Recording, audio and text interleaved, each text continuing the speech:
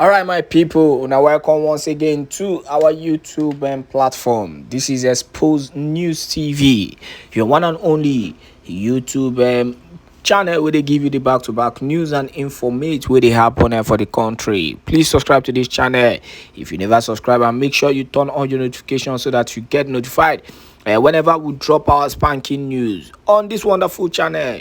You're only sure of getting the confirmatory news as it happen. Make I no waste your time, make I carry you go for the matter will carry come for you, because another gobe don't happen for Edo State as DSS officials. Others clash in hospital, 2 injured. Serious matter don't happen. DSS they don't clash. They don't hit themselves, they don't shoot themselves, anyhow way you want put them, but the matter serious. And straight to the news without wasting any other time. But don't forget to subscribe to this channel and make sure you turn on your notifications so that you get notified whenever we drop our spanking news. So straight to the news. There was a confrontation between members of the Nigerian Security and Civil Defense Corps and officers of the Department of State Services (DSS) on Monday, December 4th, at the Edo Specialist Hospital in Benin State, in Benin capital in Edo State. The altercation purportedly started when DSS officials brought in one of their men who had collapsed during a meeting in their office, and the medical staff reacted in an allegedly unprofessional manner. It was gathered that calm was only restored with the help of the chief security officer of government house and the police, who were called from the Oba Market police station. At the end of the chaos, several people, including private security guards and female NSCDC personnel, were injured. An official of the DSS said, "We were in a meeting when the person who we brought to the hospital slumped, and he was rushed to our health facility to check his pulse. We then rushed him to the Edo Specialist Hospital, which is the closest to our office. But the reception we got there was poor. It was our people that had to bring our colleague down from the vehicle. When you go to the hospital, courtesy demands that you bring the patients down and attend to him or her. At least show commitment. But right in the car, they said they cannot carry him and we have to carry him ourselves." However, when contacted, Dr. David Odiko, the medical director of the hospital, stated that although the DSS staff refused to acknowledge the patient's death, the attending physician had swiftly attended to him. He said, "I was not in the hospital when the incident happened. I was in the court for a case. It was from there that they called me, and when I got to the hospital, they had left, but I met policemen on the ground. They brought him as an emergency case. He was said to have slumped, and the doctor on duty went to check, and he said he met the guy lying on the seat of the car and that the patient wasn't breathing. He couldn't see the chest and abdomen moving. When he proceeded to check if there was still a pulse and heartbeat, which were also absent, he said he still proceeded to do CPR, but there was no response. The diagnosis the doctor made was that he was brought in dead, and they said they were not going to take that, and they moved him into our facility and dropped him on the floor. I was told that another group of personnel injured the civil defense personnel that was on duty on the head." And that is that on that issue. Everywhere, every area of the country, katakata day. One thing about the DSS where I guys put here, we say, when the DSS is coming out, to tell the country that urgent response needs to be done, or the right thing needs to be done, then you now start looking at them, the DSS, how they've actually handled the issue, of the security situations in the country. They've not been fair in handling their own issues. So the reality is that, the word, one thing about karma is that, there's a word that karma has a way of dealing with people. You can't eat your cake and have it. I'm just going to bring up an example, to our audience, because they actually know the story of how Nnamdi Kanu was abducted, and how he has been, going through a lot of inhuman treatment in the DSS custody. Now, relating it to what happened, maybe the DSS were right, in trying to seek an immediate response from the doctors and all that. But the reality check is that when it comes to the system of the country, is so whacked. When I mean is so whacked that nobody gives a damn about you or whoever you are when it comes to doing the right thing. Nobody they do the right thing for this country again. No. People, the lawlessness have actually crept in deep into the country to the extent that it has entered into the health sector. The medical sector is messed up.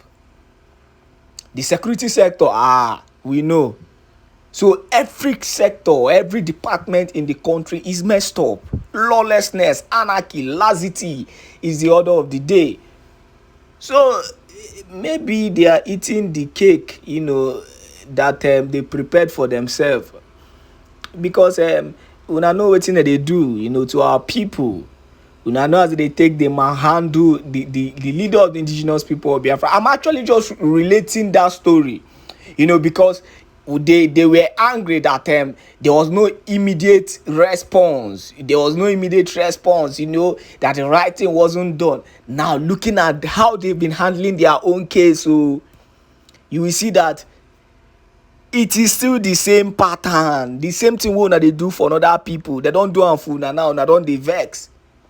That is just my problem. Now my issue be that the same way they've been dealing mercilessly with innocent Biafrans, in the southeastern part of the country. They don't go another place, then collect and wotoporously as it take happen. Then cause fight. They had to show that they don't even have coordination. So let's just imagine what the leader has been going through because of their lawlessness. To a point, I could remember a certain time where the lawyers had to shout, to the world to hear. They even, at some point, they almost stripped the lawyers naked because they were trying to search, doing lawless things, treating people carelessly in their custody.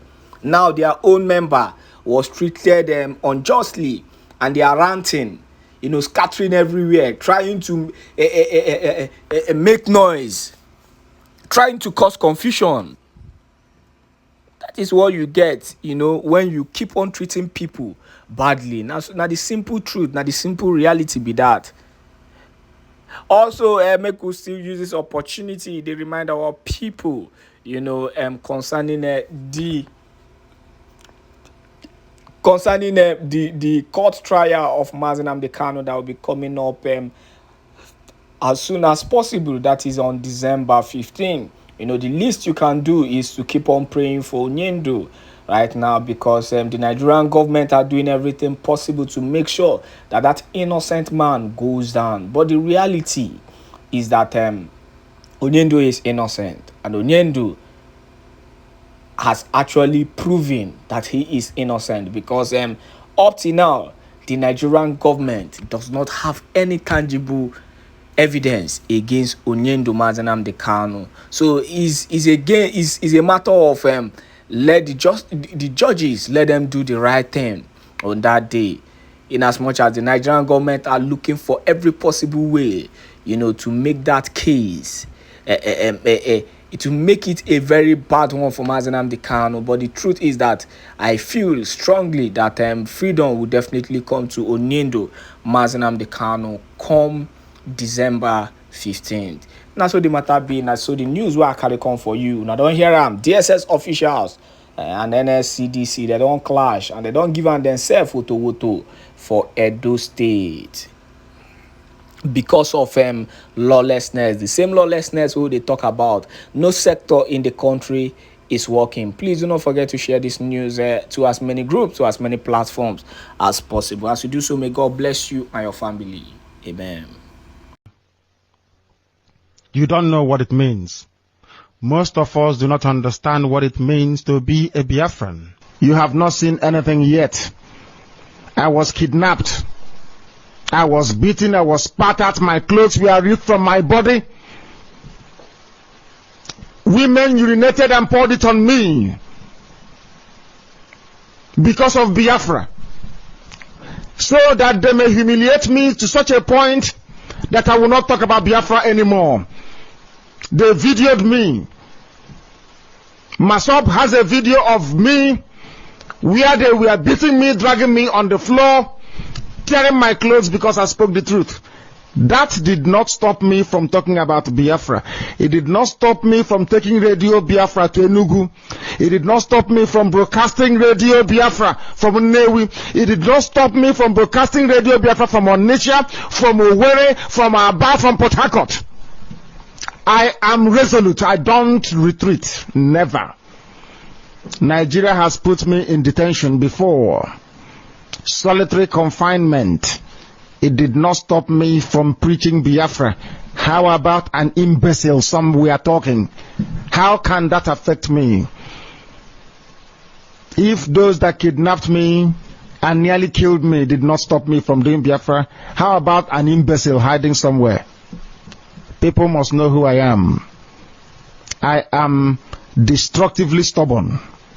You see, Biafra is going to come.